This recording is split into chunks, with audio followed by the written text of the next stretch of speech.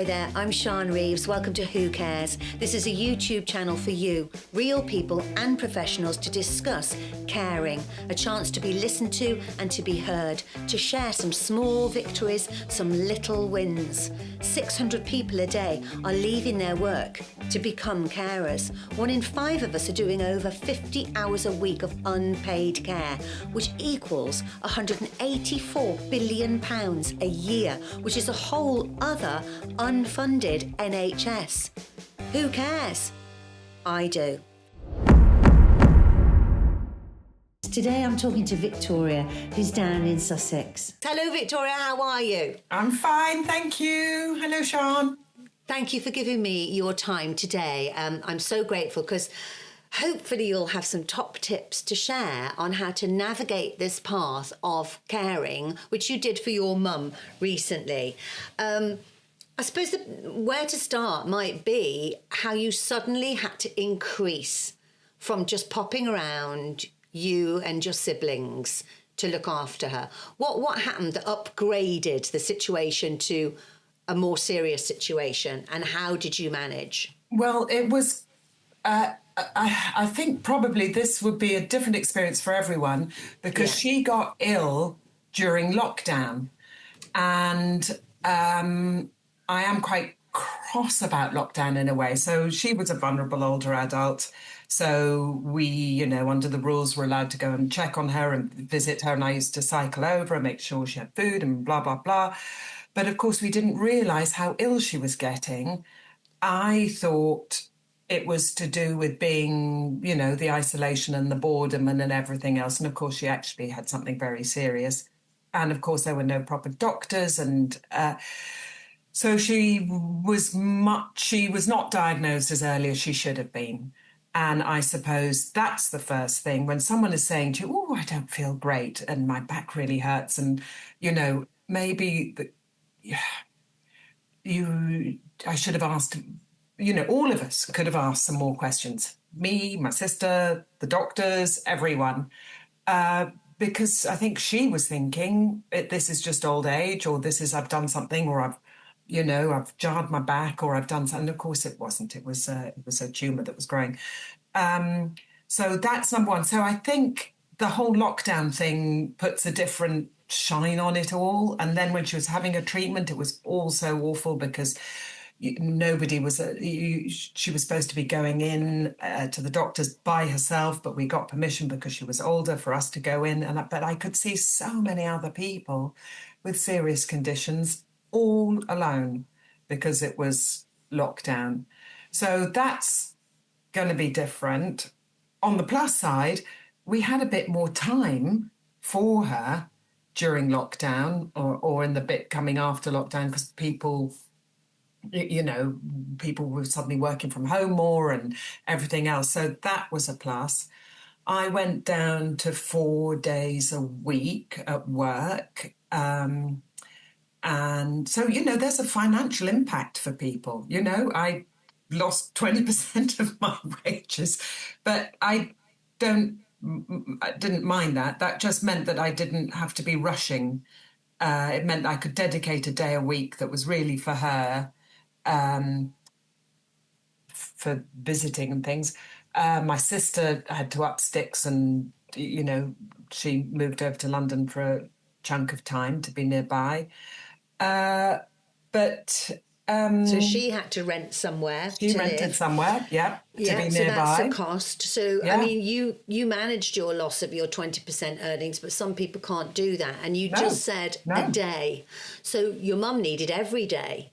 She absolutely did. So we had to tag team. So we had to tag team. Luckily, Caroline works, is a self-employed person. So she had a bit of time. But my mum was super independent.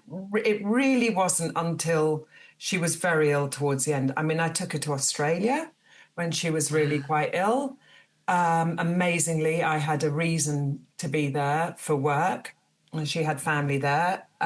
She was amazing. I have to say the airports and airlines were fantastic. You can get... taken in a wheelchair. She didn't need a wheelchair, but walking all the way through an airport was a bit much. Yeah. What about insurance to take her? Oh, really good question. No insurance, just went. Just went. She is an Australian citizen, so she would have qualified for any Australian stuff, but we went via the States, and absolutely not. No one's going to insure someone of 90 with a, serious condition. I wonder what would happen, because I was talking about trying to take my uncle, and everyone was saying, well, you can't get insurance. So, I mean, what would happen? We'd have to pay to get the body back and all that sort of thing if something dreadful happened.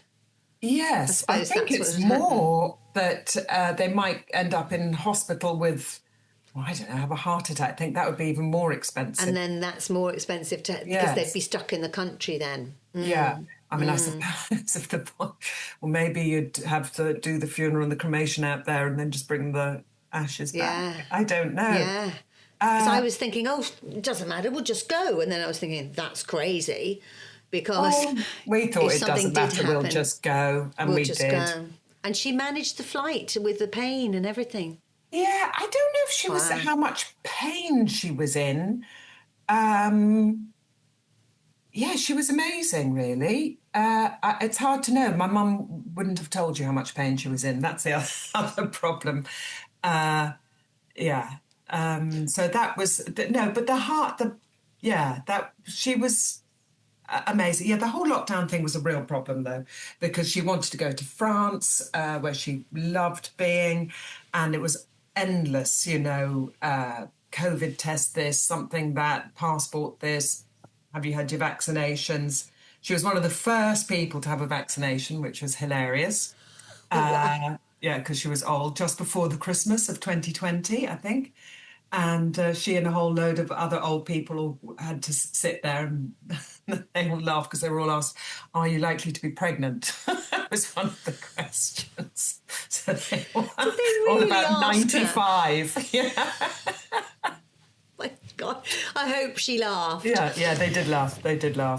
So you managed to do, because of COVID, you managed to go and see her. You almost weirdly had more time to spend with your mom. Weirdly, yes. And then and then the holiday that she managed, which was wonderful to get to see her family out in Australia. But then, we're talking about cost already. We're into that. Your sister having to rent somewhere, having to come over from where she lives, you having to give up half 20% of your earnings. And then did you have to fight with the NHS for help? Then there was this period where she really did need help. So, and it was more sort of housework type help. And that's the really hard bit to get to try and kind of explain, because there was an element, you can get carers who are private carers, and she had people coming round from the NHS who were kind of occupational health, and they'd tell her to, use a stool to get into the bath or whatever, really not that helpful. And I'm going, the only thing I care about is that someone's checking her fridge, making sure that the milk is fresh, that the rotten vegetables are chucked out, that there's cleanliness. There's no one doing that. So that was the main, and just hygiene. That's really interesting. Yeah, they were desperate to come round and, bathe her and things. No, she's quite capable of bathing, but she's not physically strong enough for housework. Yeah. Any help there? Any help clean there? Surfaces. Nothing. That's that's the bit that I kind of think, well, that is surely part of the health thing. So, no, that's obviously something families have to pay for or do themselves. Get a cleaner. Yeah. She did get, though, eventually, once she had her, serious diagnosis, something that's called an attendance allowance. And this is not means tested, and I think it's about £90 a week. And you can spend that on anything that you might need. So let's say you can't walk very far, you might be spending that on taxis to get to your doctor's appointments. But I don't think everyone gets it. There's quite a high bar to get this. So my mum was lucky, that's not quite the thing, but once you've got a serious, they've got tick boxes. So, she had cancer. So she ticks every box with cancer. But somebody that's just frail and maybe Yes. little bit senile doesn't necessarily tick these boxes. And that's what I started to learn. There were these special words you have to use and to access the help you need. So with that £90, yes, we hired someone that came and did a bit of shopping for her, because that's the other thing, carrying stuff wasn't strong enough. Did a bit of shopping for her, did a bit of cleaning, a bit of checking in, and she came in twice a week. Really lovely woman, 4 hours a week. It's not cheap. It's really not cheap. But that's where the £90 went. And it was really worth it, because my sister and I could think, okay, yes, this lovely woman's been in For a 2 couple of days, hours. she's been in. She's got our number if there was an emergency. If there was an emergency, then we could, schedule around our visits. It meant you didn't have to go every single day. Yeah.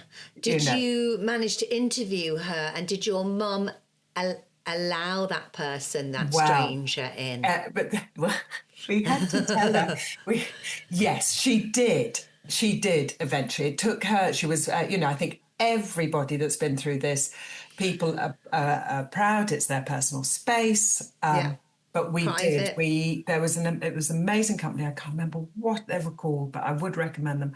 Home something. And the woman that ran it came round, and she interviewed us pretty much, and she matched us with someone that she thought would suit my mother, which she did. She really did. It was amazing. Yeah. So that's probably £40 an hour, something like that. It was over £30. Yeah. Yeah. It was. Yeah. Just to get someone to clean. I mean, that's the thing. You're trying to manage your children, your house, your bills, and your job, and your relationship. And then you've got to manage all of that for someone else. I mean, bills and council tax. And were you managing all that for her? No, my mum was pretty good about all of that. But what I did do when she first got ill, and, again, she'd been very private with her money stuff and everything else. But when she first got ill, I set up, she'd never had them before, she'd never trusted it. We set up standing orders, direct debits, everything. She'd always just waited for the bill, written a check, posted it off. Yeah. So I went through all of that. I became a signatory on one of her accounts, or I was allowed to have access or something, just in case. But again, that's hard to make them do that, isn't it? It's hard to cajole them into that. Oh, yeah. I mean, she didn't, because everything's done online. So first I had to register her as an online person. So luckily I caught her at a weak moment and she agreed to it all. Yeah, because I think it's awful, and we'll go through it. Suddenly giving up your independence. She had been, my dad had died, I don't know, 12 years before.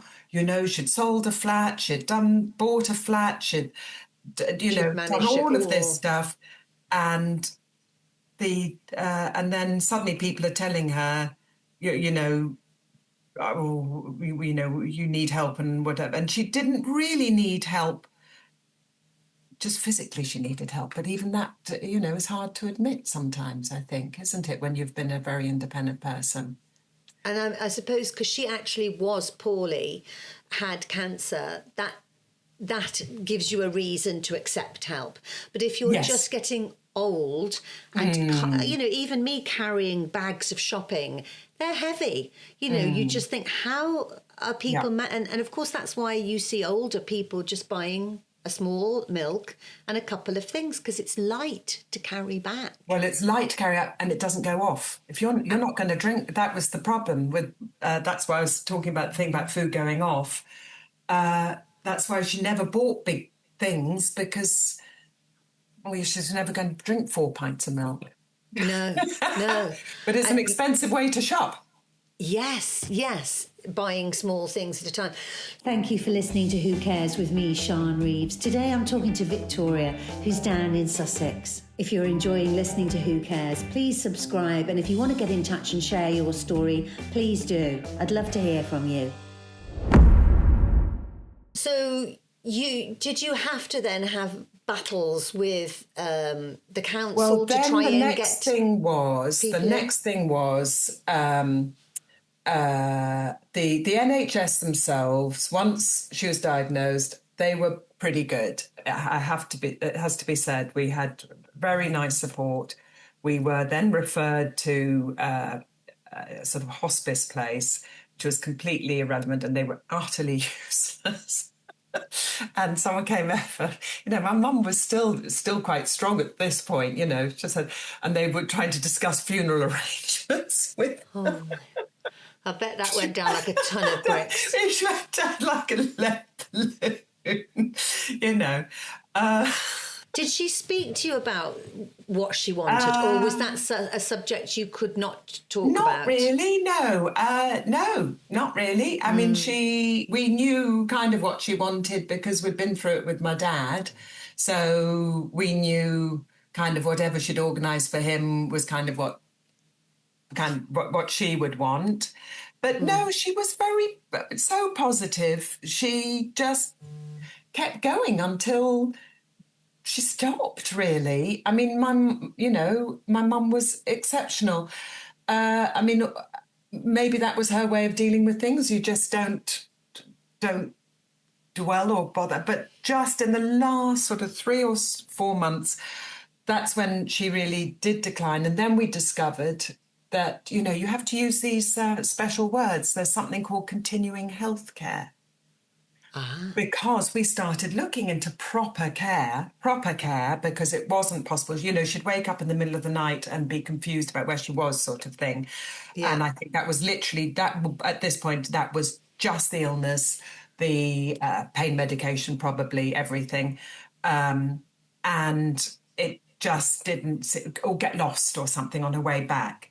And this is where I am really angry with the doctors. They're like, oh, well, it's a bit of dementia or whatever. It wasn't. It was the cancer was going up into her brain, you see, and it was affecting her brain.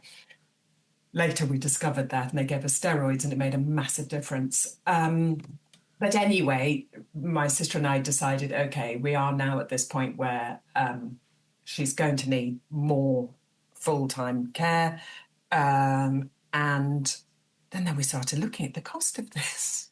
Yeah. I don't know how anyone pays it. And we're talking to a really nice nurse at the doctor's surgery. And she's like, well, somewhere in here, this special magic word, continuing healthcare, came up. So you can apply for continuing healthcare if you've got a terminal condition and your care home bills are paid.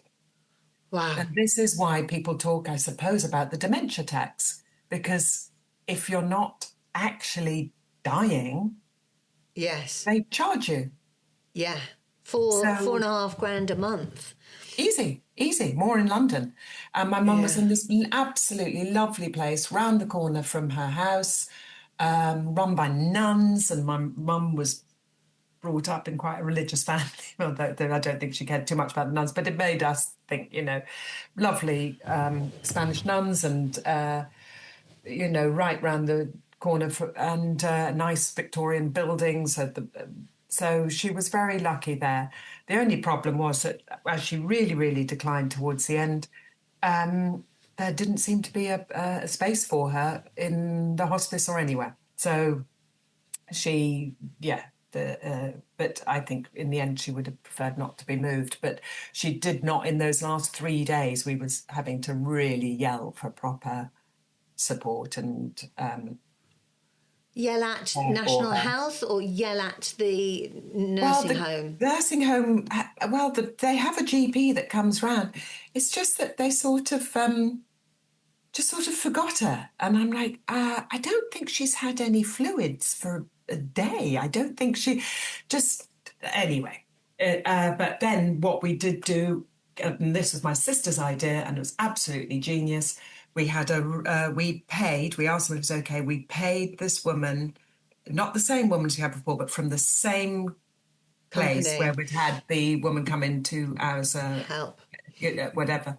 We paid for this woman, an angel, literally an angel, who stayed with my mum in the nights, like just sat by her bed, Yeah, in case she sat by needed her bed anything. all night. And that was Caroline's idea. And then we could go over in the morning, or we could, So so you didn't on bring the, her home. You stayed. She yeah, we stayed went in. there. Yeah, she stayed there. And yeah, there was too much physically to be done. And so so the night she died, I think I left at about 11 or something, and yeah, she died a few hours later. So um, yeah, so we missed that, but she was with this lovely woman, so it's okay. I mean, she wasn't really awake at that point anyway. She probably wouldn't wanted you there. Maybe they say Yeah, a lot well, of people wait for wait till you've their. gone. Yeah, we had a Yeah. little bit of a chat. I spoke to her, and yeah, so she was lucky. So the Well, lucky, tenacity not of lucky. you. Should have loved to have lived much longer, but I think we were lucky. Yeah. I mean, looking back, do you think there was anything else that you could have done better, or any tips for people entering this phase? I mean, it was a medical condition, really, wasn't it, with your mum? She had cancer. She wasn't just getting old. So you said there was a mix-up there with they could have been treating this So instead of they could saying have she was diagnosed getting her earlier. old. They could have diagnosed her earlier. And later, when she was getting very confused later, and then we discovered, and sort of slightly losing her sight, discovered, of course, that was the cancer in her brain. And they hadn't, my sister had asked quite a bit earlier whether there was any tests they could do. And they're like, oh, no, they're too invasive. But actually, they should have done those tests. They should have done those scans. Is that because she And was old? They decided not to do yes, them. I think so. I think they just thought it was too, Age. because she was old and ill. But then what happened is when they discovered, because she was rushed to hospital because she was having symptoms that looked a bit like a stroke or something. And of course, it was the pressure on the brain. And then they gave her steroids, and she was much better. And I was very cross about that, because I thought, well, it wouldn't have changed the outcome, but she would have been more comfortable for a good few weeks prior. Yeah, and I think they diagnosed the cancer too late. There's lots of things that I am cross about, but I have to blame ourselves as well, because you have to shout and advocate, and you can't just don't. I mean, now I would know. Now I know the things to look out for, but how do you? Yeah, everything's a first, isn't it, when you do it the first time? Everything's a fun. So yeah, basically, I was just saying to you a while ago that everyone's story is so unique, isn't it? And you can't really direct these interviews at all. But what they are is a space for people to listen and feel like they are not on their own. Because the caring journey is so hard. It's financially hard, but it's mentally so taxing.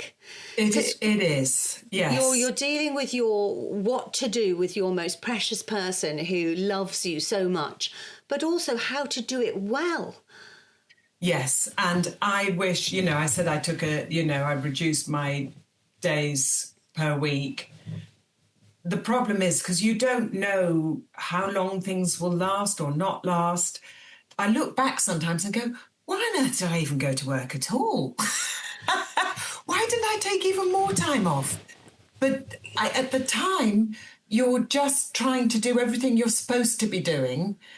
And you don't know. I kept thinking, oh, I'm going to need some more time off later when she's really ill, or I'm going to, and of course and I think that's the hardest bit, that I look back and go, oh, I should have taken more time off. Why did I rush after work and just, when she was already, getting ready for bed, or why did it's But hard. But maybe you were banking time. Maybe you were I was thinking, banking time. I will Yes. do loads of times now and then get to mum, because I know I need those extra days later. Yeah, that's exactly right. Yeah. So And that's what you were because you just doing. don't know. I mean, I was lucky because I had my sister. So we were, and I think that's something that if anyone is lucky enough to have family, you kind of need to have a very clear negotiation at the start about what your skills are and what you can bring to the table. And it Yeah. might be that you're the visitor. It might be you're the one that's going to be dealing with all the financial fallout or not or whatever, or maybe you're Yes. literally just and sometimes people live close to a parent and the other one doesn't. And I think because it puts a lot of pressure on families, and suddenly, you might have been living other ends of the country and suddenly you're back to Your being, roles as yes, daughters. your The roles have role changed. thing is very interesting, isn't it? Yes. One And of, are you the youngest? Were you the yes. eldest child? Those things seem to play such a Yeah. huge part in this caring bit. Like Yes. suddenly I'm back to being the baby who knows Right. Yeah. nothing. Yes. And that's Yeah. not right. And so Yeah. and with my parents, I'm the baby. I know nothing. Which is like mad because it's like, let's try and do this really well. Let's do it in the best way. And keeping a good relationship with your siblings, because as you grow up, you develop into different people. That's another thing that you're working hard at, maintaining a good relationship with your Yeah. sibling so that it Yeah. all works really well so that your parent is happy.